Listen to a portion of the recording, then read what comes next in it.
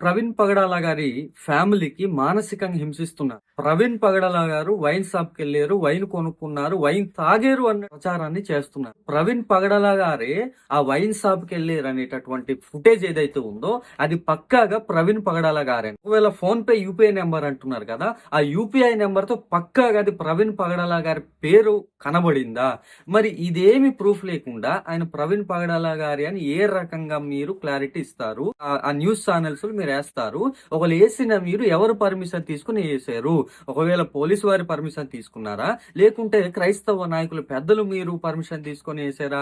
మరి ఎవరు పర్మిషన్ లేకుండా గౌరవనీయులు పోలీసు వారు చేస్తున్నటువంటి ఇన్వెస్టిగేషన్ లో వాళ్ళు ఒక క్లారిటీ ఇవ్వకుండా మీరు ఏ రకంగా ఇంత సెన్సిటివ్ కేసుని మీరు పబ్లిష్ చేస్తారు? ప్రవీణ్ పగడాల గారి యొక్క కుటుంబాన్ని మానసికంగా హింసిస్తున్నట్ట కాదా?